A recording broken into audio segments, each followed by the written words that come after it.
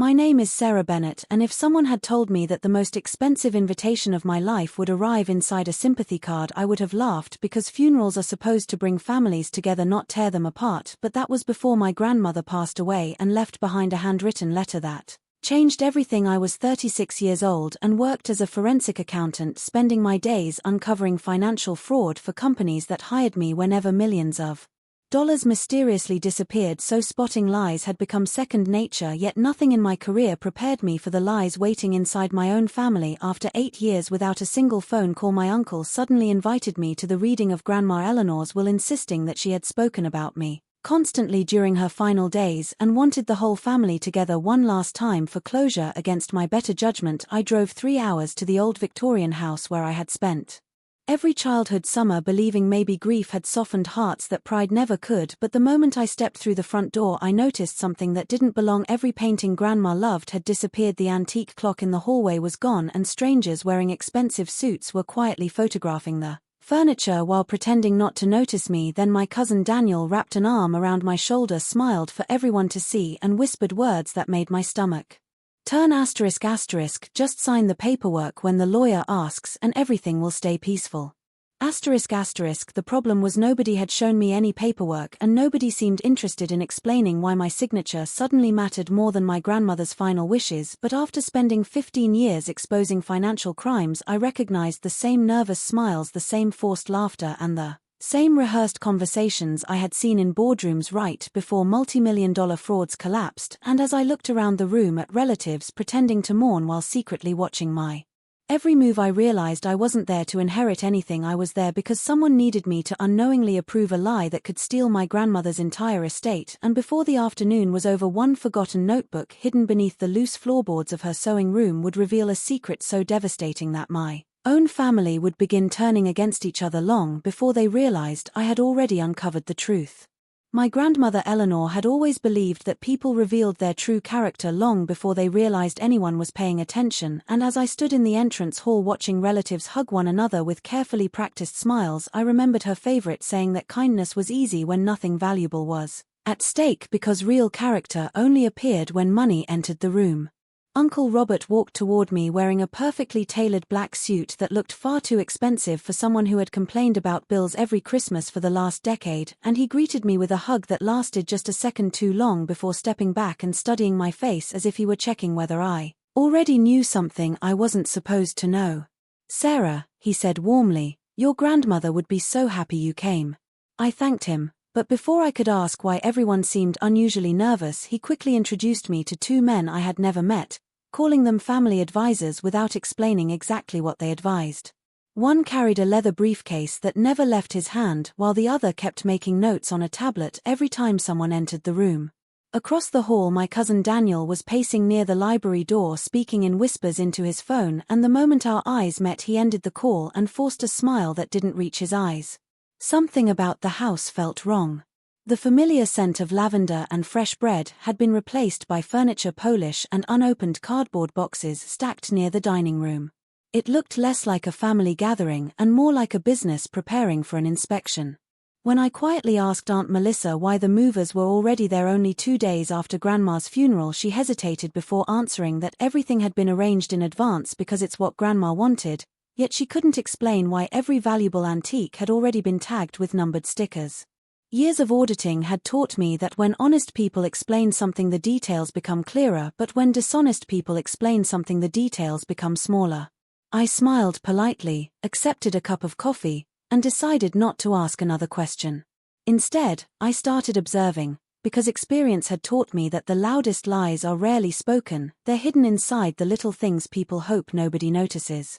By the time the family lawyer arrived carrying a sealed envelope and asked everyone to gather in the study, I had already counted 7 contradictions, 3 whispered conversations that stopped when I approached, and 1 locked door upstairs that had never been locked during my grandmother's lifetime. I didn't know what waited behind that door, but every instinct I had told me that whatever secret my family was protecting wasn't inside the will, it was somewhere inside this house. My grandmother's study looked exactly the way I remembered it, except for one detail that immediately caught my attention. Her large oak desk, always perfectly organized, had been pushed several inches away from the wall as if someone had moved it recently and hurried to put it back. Grandma Eleanor hated unnecessary changes. She once noticed I had moved a flower vase by 2 inches and smiled before quietly placing it back where it belonged. If that desk had moved, it wasn't by her choice. The family lawyer, Mr. Whitmore, adjusted his glasses, placed the sealed envelope on the desk, and welcomed everyone with the formal calm of someone who had delivered difficult news many times before. Around me, my relatives settled into their seats, but nobody looked at the envelope. They kept looking at one another instead.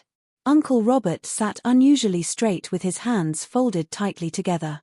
Daniel couldn't stop bouncing his knee beneath the table. Aunt Melissa kept twisting her wedding ring until her finger turned red. Those weren't the faces of grieving people, waiting to hear a loved one's final wishes. They were the faces of people waiting to find out whether a carefully constructed plan was about to survive. Mr. Whitmore broke the seal and unfolded several handwritten pages. The room became so quiet I could hear the old grandfather clock ticking in the hallway. He began reading Grandma Eleanor's final message, thanking each family member for moments they had shared together, recalling birthdays, holidays, and simple afternoons spent gardening. Then his voice slowed. "There is one final instruction," he said, looking directly at me before returning to the page. "Before my estate is distributed, Sarah must receive the blue journal hidden where only she will remember to look. Until that journal is found, no property may be sold, transferred, or divided." Silence swallowed the room. My uncle's confident expression disappeared in an instant. Daniel lowered his eyes. Aunt Melissa stopped twisting her ring. Nobody looked surprised that the journal existed. They looked terrified that I had just learned about it. I felt every pair of eyes settle on me as Mr. Whitmore carefully folded the letter and added one final sentence. "Mrs. Bennett specifically instructed me to stop all proceedings immediately if the journal could not be produced." For a long moment, nobody spoke. Then Uncle Robert forced a smile that looked painfully rehearsed. "Well," he said with an awkward laugh, "Grandma was always hiding little keepsakes. I'm sure it isn't important. But I knew my grandmother better than anyone in that room. She never hid keepsakes. She hid evidence. And judging by the sudden panic spreading across my family's faces, they knew exactly what that blue journal contained." My heart stayed calm even as the room grew heavier with silence. Years of investigating financial fraud had taught me that the first person to fill an uncomfortable silence usually gives away more than they intended, so I simply folded my hands in my lap and waited. It took less than 10 seconds. "We already searched the house," Daniel said too quickly. "There's no journal." His words echoed through the study, and every head slowly turned toward him. I hadn't asked whether anyone had looked. I hadn't even mentioned searching the house. Uncle Robert shot him a sharp glance that lasted only a second before replacing it with another practiced smile. "What Daniel means is that we've been organizing Grandma's belongings for days," he explained. "If there was a journal, we would have found it." Mr. Whitmore closed the folder in front of him. "Then the estate remains frozen until it is located," he said calmly. Those were Mrs. Bennett's written instructions. A ripple of frustration spread across the room. Aunt Melissa let out a long sigh. Someone near the back muttered that this could delay everything for months. I watched their reactions carefully. Not one person seemed curious about what Grandma wanted to tell us. They only seemed worried about what they couldn't receive until the journal appeared. That difference mattered. While everyone began talking over one another, I quietly looked around the study. Every shelf, every cabinet, every framed photograph reminded me of childhood afternoons spent listening to Grandma tell stories about patience. "People rush because they think time is against them," she used to say. "The truth always has more patience than a lie." My eyes stopped on a faded watercolor painting hanging above the fireplace. It showed the old apple tree that had stood in the backyard for decades before a storm finally brought it down. I smiled without realizing it. Every summer Grandma had hidden birthday notes for me inside the hollow trunk of that tree, turning ordinary afternoons into treasure hunts. She never changed her habits. If she wanted only me to find something, she would have hidden it somewhere connected to a memory only we shared, not behind a random bookshelf like a mystery novel. I stood slowly. I'd like to walk through the house before I leave, I said. Uncle Robert answered almost immediately. There's really no point. We've been through every room. I met his eyes for the first time since arriving. Then you won't mind if I look anyway. His smile faded just enough for me to notice. Of course, he replied after a pause that lasted a little too long. Take all the time you need. It sounded generous, but it felt like permission he wished he didn't have to give. As I stepped into the hallway, I heard the study door close behind me and, a second later, muffled voices rose on the other side. They thought I had walked away. They didn't realize the old house carried sound through its thin wooden walls. Then I heard Daniel whisper one sentence that made me stop in my tracks. If she finds it before we do, everything changes. I didn't move. I simply looked down the quiet hallway where family photographs lined the walls, and for the first time that day I wasn't wondering whether my grandmother had left me a message. I was wondering what my family was so desperate to keep buried. Sarah, don't let her get upstairs. Uncle Robert's voice was low, but in the silent hallway it carried clearly enough for me to hear every word. Another voice answered, tense and hurried. We already checked the attic twice. If the journal was there, we'd have found it. I kept walking as though I hadn't heard anything, stopping briefly to admire a framed photograph of my grandmother standing beside her vegetable garden. She was smiling the way she always did, never for the camera, but at the person behind it.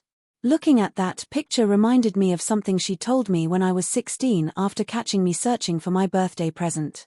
The best hiding places aren't the hardest to find, she'd laughed. They're the ones people never think to search because they don't understand the person who hid them. At the time I thought she was talking about gifts. Now I wasn't so sure. The upstairs hallway looked untouched by time. The faded floral wallpaper, the polished wooden floor, even the faint scent of lavender lingering in the air felt exactly as they had years ago. But one thing was different. Grandma's bedroom door was locked. It had never been locked in my entire life. I reached for the handle anyway. It didn't move. A few seconds later footsteps echoed behind me. Daniel appeared at the top of the stairs trying far too hard to look relaxed. That room's a mess, he said. We packed most of it already. I smiled politely. That's okay. I've seen messy rooms before. He shifted his weight from one foot to the other. Maybe wait until tomorrow. Everyone's exhausted. I looked at the brass keyhole. Fresh scratches surrounded it, tiny bright marks that hadn't yet darkened with age. Someone had been unlocking and relocking this door repeatedly. Do you have the key? I asked. Daniel hesitated for a heartbeat. Uncle Robert does. Before either of us could say another word, the lawyer's voice floated up from downstairs. Miss Bennett. I leaned over the railing. Yes. Mr. Whitmore stood in the foyer holding a small envelope. I nearly forgot. Your grandmother instructed me to give you this only if the journal wasn't immediately found. Every conversation in the house stopped. Daniel's face lost what little color it had left as I walked downstairs and accepted the envelope. My name was written across the front in Grandma Eleanor's unmistakable handwriting. The paper was old, the edges softened with time, as though it had been waiting for this exact moment. I opened it carefully. Inside was a single folded note and an old brass key attached with a piece of blue ribbon. Beneath the key Grandma had written only one sentence. Asterisk asterisk some doors stay locked until you're ready to know why they were closed. Asterisk asterisk I slowly turned the key over in my hand. It looked old enough to belong somewhere in this house. Across the room, Uncle Robert's confident smile disappeared completely. For the first time all afternoon, he looked genuinely afraid. Nobody spoke for several seconds. The brass key rested in my palm, surprisingly heavy for something so small. I didn't need to ask what it opened. The expressions around the room answered that question far better than words ever could. Uncle Robert took a slow step forward, forcing a smile that looked as though it had been stitched onto his face. Eleanor always loved little puzzles, he said with a nervous chuckle. I'm sure it's just an old keepsake. Mr. Whitmore didn't smile. Mrs. Bennett was not a woman who wasted people's time, he replied evenly. If she left Miss Bennett a key, it serves a purpose. The room fell silent again. I slipped the key into my pocket without breaking eye contact with my uncle. "I'd like to see Grandma's bedroom now," I said. Daniel immediately opened his mouth to object, but Robert lifted a hand to stop him. He understood something his son didn't. Refusing me now would only make everyone more suspicious. "Of course," he answered quietly. "We'll all go together." That single sentence told me everything I needed to know. If there was nothing to hide, he would have let me go alone. We climbed the staircase in complete silence, each footstep echoing through the old house. When we reached the bedroom door, Robert pulled a modern silver key from his pocket and unlocked it. The room looked almost untouched. The curtains were half open, letting afternoon sunlight spill across the quilt Grandma had sewn decades earlier. Her reading glasses still rested on the nightstand beside an unfinished novel. It felt less like an empty room and more like someone who had stepped outside for a few minutes and would return at any moment. I slowly walked inside while everyone else remained near the doorway. My eyes drifted across the bookshelves, the dresser, the rocking chair beside the window. Nothing appeared unusual until I noticed a small wooden music box sitting on the windowsill. I smiled without thinking. Every birthday, Grandma would wind that music box before giving me my present. "Always listen to the ending," she'd whisper. "That's where people hide the important part." I lifted the box gently.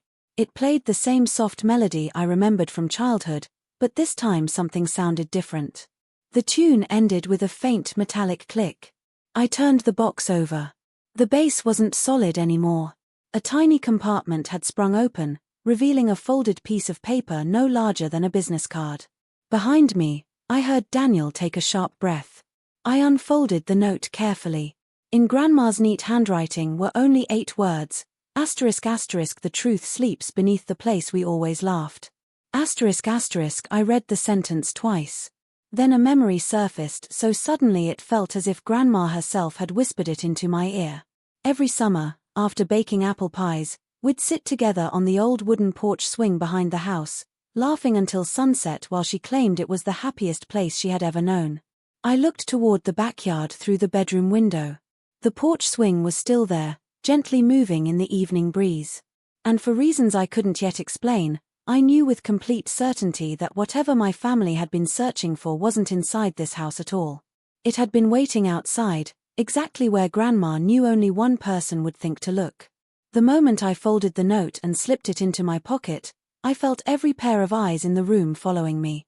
Nobody asked what Grandma had written. That was the strange part. If my relatives had truly been curious about her final wishes, they would have demanded to know. Instead, they watched me in silence, trying to read my expression. They were afraid of the answer before they even heard the question. I smiled politely and thanked Mr. Whitmore for bringing me the envelope. Then, without another word, I walked downstairs toward the back door. Behind me I heard hurried footsteps. Uncle Robert caught up just as I reached the kitchen. "Sarah," he said, forcing another calm smile, "it's getting late. Maybe we should continue this tomorrow." I looked at the clock on the wall. It was barely 4 in the afternoon. "There's plenty of daylight left," I replied. His smile disappeared for a fraction of a second before returning. "The backyard hasn't been maintained. It's probably not safe." I almost laughed. My grandmother had spent 40 years tending that garden herself. Even in her final months, she insisted on pulling weeds every Saturday morning. If there was one place she would never have allowed to fall apart, it was that backyard. I thanked him for his concern and stepped onto the old wooden porch. A cool breeze carried the familiar scent of fresh grass and apple trees. For the first time since arriving, I felt something other than suspicion. I felt home. The garden was quieter than I remembered, but every path was exactly where Grandma had left it. The bird feeder still hung beside the fence. The stone bench where we used to drink lemonade remained beneath the maple tree. At the far end of the yard, the wooden porch swing moved gently with the wind.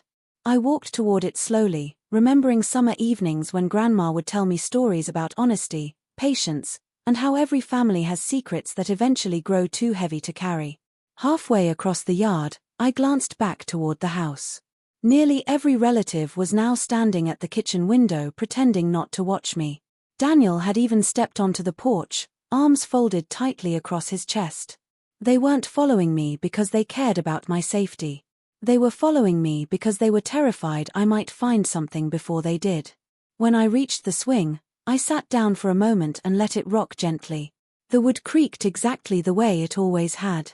I closed my eyes, trying to remember every conversation Grandma and I had shared there. Then one memory surfaced so clearly it made me open my eyes.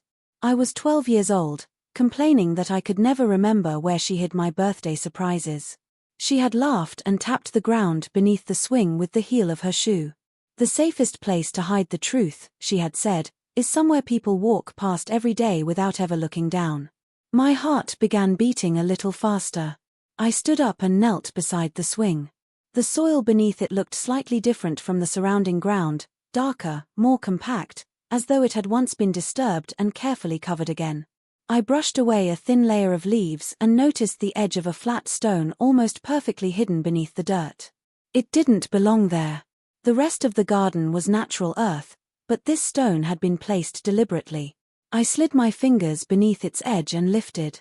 It was heavier than I expected, revealing a small metal box sealed tightly against moisture. Years of dirt clung to its sides, but the lock had long since rusted away. I carried it onto the swing, wiped away the dust with my sleeve, and slowly lifted the lid. Inside wasn't gold or jewelry or stacks of cash. It was something far more valuable. Dozens of neatly labeled folders filled the box, each organized by year, along with a blue leather journal wrapped carefully in cloth.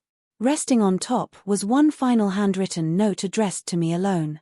Across the yard, I saw Uncle Robert step off the porch and begin walking toward me much faster than before.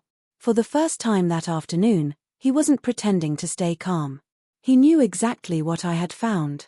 And judging by the panic on his face, he knew his family's version of the truth was about to come apart. I lifted the note first, leaving the journal exactly where it was. Years of examining evidence had taught me one simple rule: never disturb the order of something that was intentionally preserved. Grandma Eleanor had packed this box with care.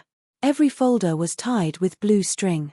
Every date was written in the same neat handwriting I had watched fill birthday cards since I was a child.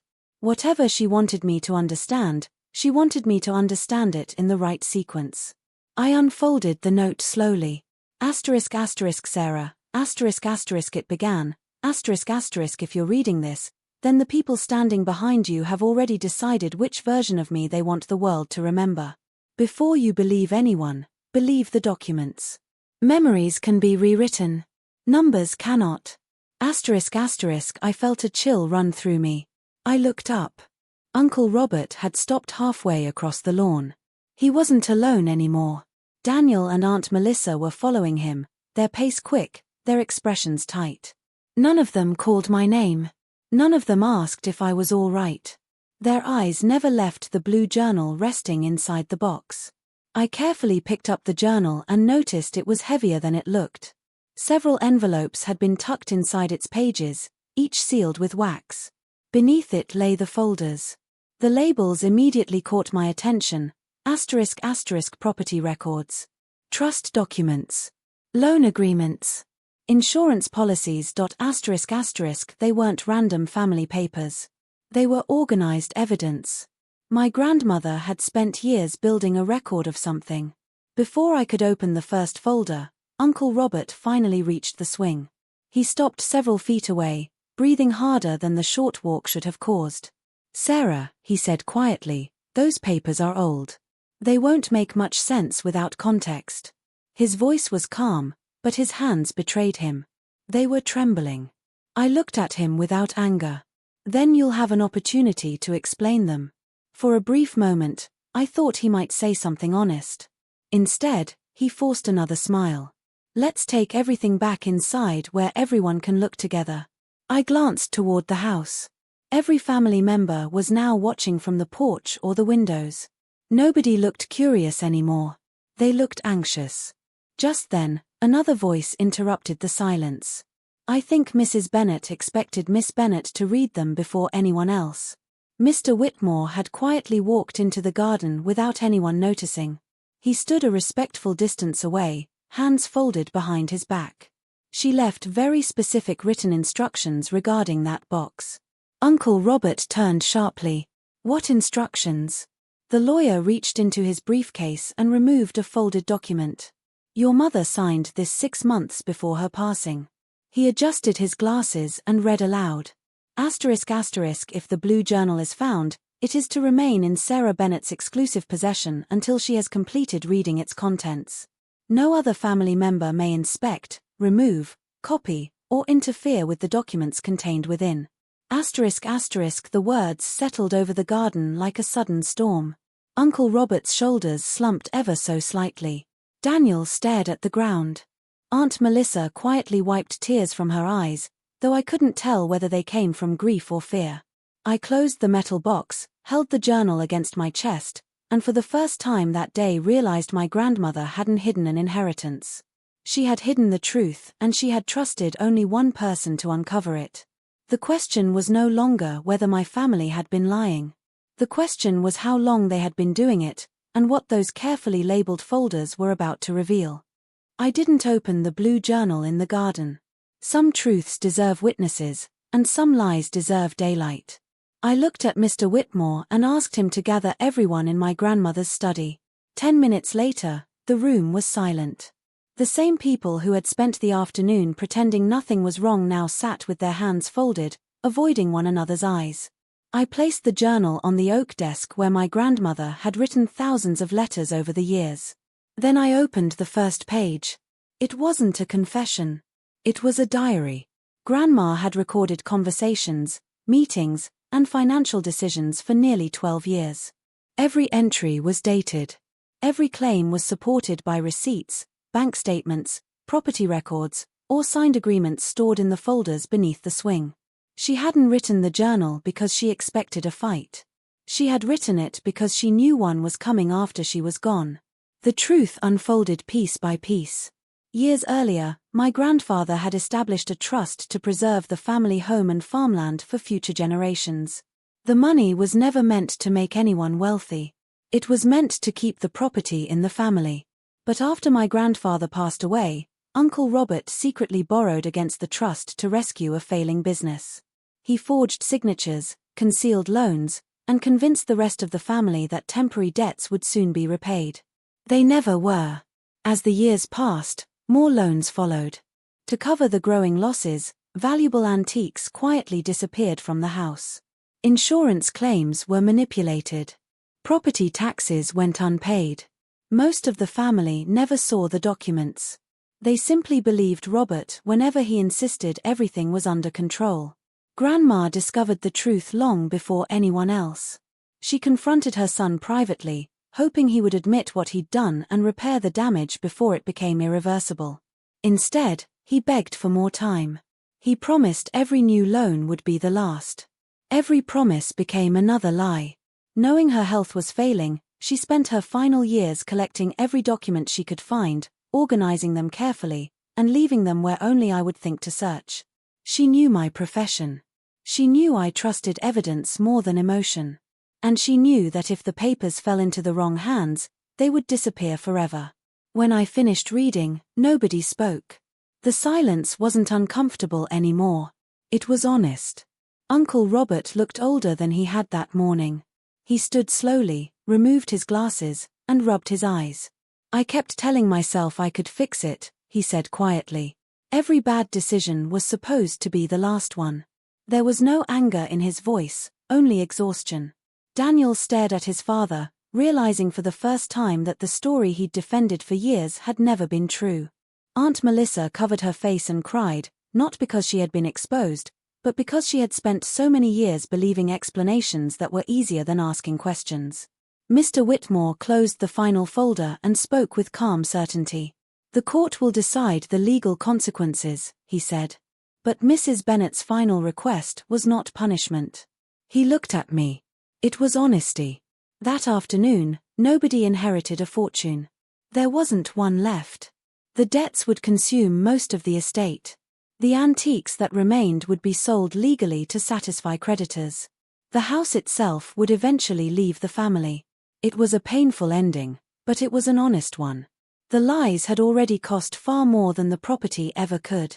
As everyone prepared to leave, Uncle Robert stopped beside me. For a long moment, neither of us spoke. Finally, he said, "I don't expect forgiveness." I nodded.